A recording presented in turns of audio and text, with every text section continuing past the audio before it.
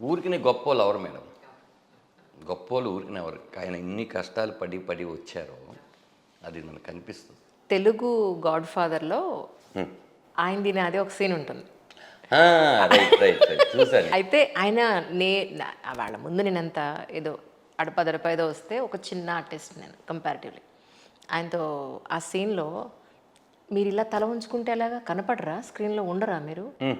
కనిపించాలనే ఆలోచన ఉండదు, అసలు సరిగా నుంచోండి, ఓహ్! నేను అడ్డం ఉంటున్నాను, కొంచెం అడ్డం ఉన్నారు, పక్క తప్పకుండా చెప్పరేంటి మీరు హ్మ్.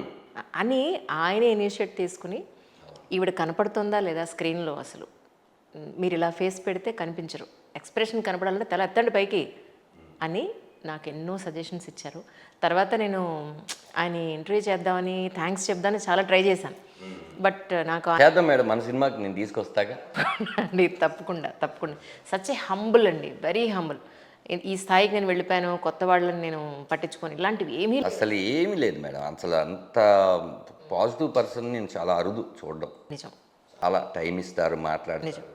సినిమా షూటింగ్ అప్పుడు కూడా ఉంటుంది కదా. ఇప్పుడు నన్ను నేను డైరెక్ట్ చేసుకోవడమే ఛాలెంజ్ అయితే, అలాంటి పెద్ద డైరెక్టర్ని యాక్షన్ చెప్పాలి. అవును. ఆయన మానిటర్ దగ్గర చూపించాను కట్ చేసి, కరెక్ట్ వేలో వెళ్తున్నావు, వెళ్ళిపో, నీకు ఎవరు సజెషన్స్ ఇవ్వక్కర్లేదు. ఇప్పుడు మీరు చూపించిన వీడియోలో అబ్బా అని ఒక్కసారి గుచ్చుకుంది. ఏంటంటే మా అబ్బాయి డాక్టర్ అవుతాడని చెప్పని అంటాడు. అంటే నేను డాక్టర్ అవుతానని చెప్పి డబ్బులన్నీ మీ సంపాదించాను, ఇన్వెస్ట్ చేశారని మీరు అడిగిన ప్రశ్న నిన్న రాత్రి మా ఫ్రెండు, నా సీనియర్ మోస్ట్ ఫ్రెండ్ వాళ్ళ పిల్లలు దాన్ని అడిగితే ఎంత బాధపడిందో. ఇదే ప్రశ్న, అబ్బా నిన్న మీరు చూసినట్టే చెప్పారే అన్నట్టుగా అనిపించింది నాకు. అంత రియలిస్టిక్గా ఉంది అది. నిజానికి అంటే ఇప్పుడు మీకు పిల్లలు ఉన్నారు, బట్ ఐ థింక్ ఇంకా వాళ్ళు కొంత ఏజ్ వాళ్ళు మరీ చిన్నపిల్లలు కాబట్టి. మా వాడు ఇప్పుడు ఇంటర్ మేడం. ఇంటర్మీడియటా? ఇప్పుడు మరి మీ వాట్సాప్ స్టేటస్లో ఉన్నది చిన్నోడా? చిన్నోడు. అచ్చా. సో పెద్దోడు పెద్దోడు ఇంటరు, చిన్నోడికి పెద్దోడికి 10 ఏళ్ళ గ్యాప్ ఉంది. Okay okay okay. Second class, రాజదీపీడు అని పేరు. నేను కైట్స్ బాగా ఎంజాయ్ చేసినట్టున్నా. మామూలుగా కాదు. అదే మేడం, ఓవరాల్గా ఏంటంటే మేడం, ఇప్పుడు చాలా సినిమాలు వస్తున్నాయి, వెళ్తున్నాయి, కానీ ఈ సినిమా కథలో నాకు నచ్చింది ఏంటంటే మేడం, విలువలు. అవును. నాన్న కథలు చాలా చెప్పేశారు, అమ్మ కథలు చాలా చెప్పేశారు, ఇంకేం చెప్తావు నువ్వు ధనరాజ్ అంటే. డెఫినెట్గా తొడగొట్టి చెప్పగలను. నాన్న విలువ ఎంత తెలిసినా ఈ సినిమా చూసినాక వెళ్ళి గట్టిగా వాళ్ళ నాన్న కౌగిలించుకుంటా. ఒక్కళ్ళైనా సరే ఖచ్చితంగా ఈ సినిమా వల్ల ఆ థాట్ ప్రాసెస్ నేను ఏదైతే చెప్పానో సినిమాలో అది మారితే నాకు చాలు మేడం. నిజం, డెఫినెట్గా అండి, నో డౌట్ అందులో. కానీ నిజంగా పిల్లలు వాళ్ళకి పెళ్ళై వాళ్ళకి పిల్లలు వస్తే కానీ ఆ తల్లి తండ్రి పాత్ర, వాళ్ళ అభిమానం, ప్రేమ నువ్వు నాన్న అయితే తప్ప మళ్ళీ మీ నాన్న విలువ తెలియదు అనేది. అంతే అంతే, ఏదైనా అంతే మేడం. అంతే కదా. కానీ మీ నాన్నగారిని అలా సతాయించిన రోజులు ఉన్నాయా మీరు? ఉన్నాయి మేడం, అవునా? చాలా. మా నాన్నగారు సతాయించడం అంటే, బట్ ఆయన కొంచెం నాకు 8-9 ఏళ్ళు ఉన్నప్పుడే చనిపోయారు. కానీ అందులో నేను ఎంత సతాయించాను అనేది ఇప్పుడు మా పిల్లలు నన్ను సతాయిస్తుంటే అర్థమవుతుంది. ఆ రోజు ఇప్పుడు నేను పడుతున్న పెయిన్ మా నాన్న పడ్డాడా అని. మనం డబ్బులు లేని టైంలో అవును కావాలని అడిగేస్తాం, అది మనకి చాలా చిన్నదిలాగా అనిపిస్తుంది. అవును. ఇప్పుడు మా చిన్నోడు ఉన్నాడు మేడం, ఏదో ఒక బొమ్మ చూస్తాడు, డాడీ ఆ బుక్ చేయాలి. అవును. అది ఆ వయసులో దాని మీద రాసి ఉంటుంది 18+ అనో 16+ అనో. వాడు ఆడుకోలేడు దాన్ని, వాడు ఎక్కడ చూసుంటాడు. అది ఏ 10,000 ఎంత ఉంటుంది. అది ఏంటంటే ఫోన్లోంచి కొడితే వచ్చేస్తాయి డబ్బులు అనుకుంటున్నాడు, కానీ ఫోన్లో రావాలంటే, ఆ యాప్లో ఫోన్పేలోనో పేటిఎంలో రావాలంటే నాన్న కష్టపడి బ్యాంకులో వేయాలి, బ్యాంకులో వేస్తే ఇక్కడికి వస్తుంది, ఇక్కడికి వచ్చినాక మనం ఇవ్వాలనే విషయం వాడికి తెలియదు. Correct correct. కానీ నేనేమంటానంటే వాళ్ళకు ఛాలెంజెస్ పెడతాను. అంటే ఈ వీక్ అంతా కనుక నువ్వు ఒక్కరోజు కూడా డుమ్మా కొట్టకుండా వెళ్తే నువ్వు అనుకుంది కొనిస్తాను. ఇప్పుడు ఖచ్చితంగా వాడు వెళ్ళినప్పుడు మనం కొనియాలి, అప్పుడు వాడు మన మీద నమ్మకం ఉంటుంది. లేదు కొనిలేదనుకోండి, ఇంకా మన మాట వాడు విండు. అట్లాంటి చిన్న చిన్న టాస్క్లు టార్గెట్స్ ఇస్తున్నారు మొత్తానికి. మా నాన్నగారి విషయంలో కూడా నేను ఫ్రూటీ బాగా తాగేవాడిని మేడం. చిన్నప్పుడు ఒక 10 ఫ్రూటీలు తాగేసేవాడిని. అది కొనిమంటే, నాన్న 2 ఫ్రూటీలు చాలు నాన్న, మళ్ళీ కొనిస్తాలి అంటే, లేదు నాకు ఫ్రూటీ ఎందుకు కొనివు నువ్వు అని చెప్పి దెబ్బలాడుకుంది. ఇప్పుడు నాకు అర్థమవుతుంది, ఇప్పుడు బొమ్మ అప్పుడు ఫ్రూటీ, 2 ఎమోషన్స్ సేమ్ అయినా కానీ అప్పటికి అది ఎక్కువ. నిజం నిజం. కానీ నేను మీ ఒక ఇంటర్వ్యూలో విన్నానండి, నాన్నగారు లారీ డ్రైవర్గా పనిచేసేవారని. అవునండి, లారీ డ్రైవర్ మా నాన్నగారు. లారీ యాక్సిడెంట్లోనే చనిపోయారు. బట్ కాకపోతే ఏంటి అంటే, ఇప్పుడు నాకు హ్యాపీ ఏంటంటే 2 కొడుకులలో మా నాన్నని మా అమ్మని చూసుకుంటున్నాను, అది నాకు హ్యాపీ. నాన్నగారే ముందు కాలం చేశారండి? అవునండి, అమ్మ 2007లో చనిపోయారు. నాన్న 90స్లోనే చనిపోయారు. కానీ మీరు ఎంతమంది యాక్చువల్లీ? మీరు ఒక్కరే? ముందు వెనక ఎవరు లేరా?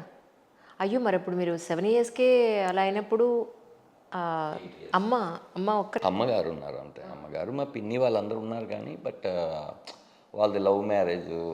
వాళ్ళ పెద్దలు ఒప్పుకోక తను చాలా కష్టపడింది మా అమ్మ. ఇంకో దట్టు నేనేం పారిపోయి వచ్చేసాను.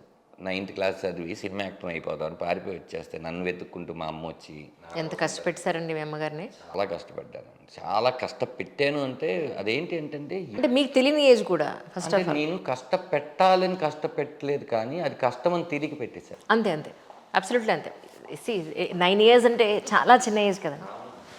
అంటే నేను వచ్చినప్పుడు నేను 10th కూడా రాయలేదు మేడం. నేను 9th అయిపోయింది, 10thకి వెళ్ళాలి. నేను పారిపోయి వచ్చేసాను. ఏ ధైర్యంతో వచ్చానంటే సినిమా యాక్టర్ అయిపోదామని. వచ్చిన 2-3 రోజుల తర్వాత అర్థమైంది, అమ్మ బాబాయ్ ఆకలి అనేది ఒకటి ఉంటుంది, కడుపు రగిలిపోతుంది ఆ టైంకి అన్నం పెనకపోతే. చాలా కష్టాలు మేడం. కాకపోతే ఇవన్నీ భరించలేనివా అంటే భరించగలిగినవే. కానీ ఎంత బాధపడాలో అంత నేను బాధపడి కొన్ని విషయంలో కూడా నేను రాంగ్ స్టెప్పులు తీసుకొని, అంటే ప్రతిసారి అదే తప్పు చేయంగానే కొత్త తప్పులు చేస్తాను. అవును అవును. అట్లా జర్నీ మొత్తంలో మేడం పెయిన్ఫుల్ జర్నీ నాది. నాదేది సుఖంగా జరిగిపోయిందని. ఇప్పుడు 100 సినిమాలు చేసావు, సినిమా ప్రొడ్యూస్ చేసావు, డైరెక్షన్ చేసావు, నీకేం నువ్వు హ్యాపీ అంటే అది కాదు. అవును. హ్యాపీనెస్ అనేది ప్రాపర్టీస్లు కొనడం వల్ల లేకపోతే అది కాదు. ఎక్కడో ఇంత ఉంది మనం చూపించుకోవడానికి ఎవరున్నారు. అవును. ఇప్పుడు చాలామంది పేరెంట్స్ని కారు వేసుకుని పిల్లలు తిప్పుతుంటే అరే ఈ టైంలో మా అమ్మ నాన్న ఉంటే నేను ఇలాగే చూసుకున్నాను కదా. ఎంత ఉన్నా చూపించుకునే వాళ్ళు లేకపోతే దేనికోసం అనేది మాత్రం ఇప్పుడు పెయిన్ ఉంటుంది మేడం. అవును. కానీ ఒకటి ఇప్పుడు ఏమంటారు, మీకు తెలియని వయసులో మీరు ఏదైనా ఇబ్బంది పెట్టారేమో తప్ప, కానీ తెలిసి తెలిసి మీరు వాళ్ళని ఇబ్బంది నేను ఇబ్బంది అంటే కూడా ఏం లేదు మేడం. అంటే అల్లరే అల్లరే అంతే. కానీ ఎలా అండి అంటే అడగచ్చా మీకు ఇబ్బంది ఏం లేకపోతే? చెప్పండి మేడం. నాన్నగారిది అంటే యాక్సిడెంట్ అని అంటే ఎలా జరిగింది అసలు? అంటే యాక్చువల్లీ ఏంటంటే మేడం, నాన్నగారు లారీ డ్రైవరు.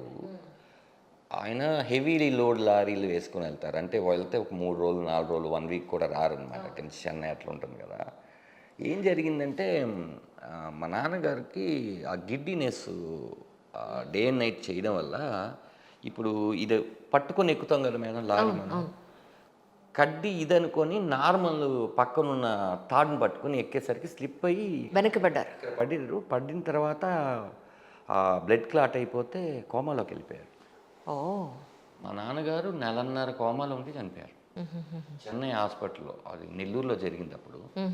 అప్పుడు మా అమ్మగారు చిన్న కారు అనేవాళ్ళు, చిన్న కారు ఒకటి మాట్లాడుకొని చెన్నై వెళ్ళి మేము హాస్పిటల్లోనే ఉండి, నాకు అదంతా గుర్తుంది.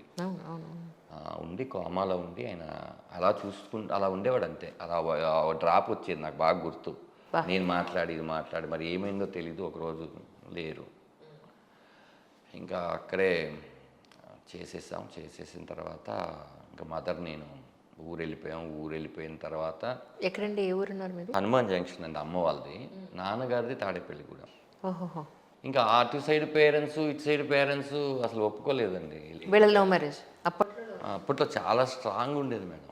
అవును, కమ్యూనిటీ వైజ్ చూసుకున్నా అప్పుడు ఇంకా ఎక్కువ, చాలా ఎక్కువ. అప్పుడు కనపడుతున్నాయి, ఇప్పుడు కనపడకుండా అండర్ కరెంట్గా జరుగుతున్నాయి. అంతే తేడా. బట్ అదే ఉందండి, ఇప్పటికీ అదే ఉంది, నో డౌట్. అందులో పర్సంటేజ్ వైజ్ ఏమో మన కొంతమంది ఏదో ఉన్నారు తప్ప వెల్ ఎడ్యుకేటెడ్స్ ఎవరైతే ఏముందిలే అన్నట్టుగా. అవును, అప్పట్లో పట్టింపులు చాలా ఉండే. చాలా ఉండే. అమ్మండి? అమ్మగారు క్యాన్సర్. బా. 2nd స్టేజ్ దాటినాక తెలిసింది మాకు. తను ఎందుకు చెప్పలేదు అంటే తనకి ఎప్పుడు కడుపులో నొప్పి వచ్చినప్పుడల్లా ర్యాంటాక్ ఇంజెక్షన్ పొడిచేవాళ్ళు. నొప్పి తెలియకుండా ఉండేది. ర్యాంటాక్ ట్యాబ్లెట్స్ ఇచ్చేవాళ్ళు. తర్వాత అర్థమైంది క్యాన్సర్ అంటే. అప్పుడు చాలా కీమో చేయించాం. మాకున్న ఆర్థిక పరిస్థితులను బట్టి. మీరు ఇప్పుడు జబర్దస్త్ చేస్తున్నారు? అసలు లేదు మేడం, అప్పటికే లేదు అసలు. నేను ఏది లేదు మేడం. చాలా ఇండస్ట్రీకి వచ్చిన తర్వాత ఇంకా ఇన్స్టిట్యూషన్ ఏదో జరుగుతుంది అంతే. అది కూడా పాప మహానుభావుడు ఫ్రీగా నేర్పించాడు యాక్టింగ్, సత్యమాభి గారు.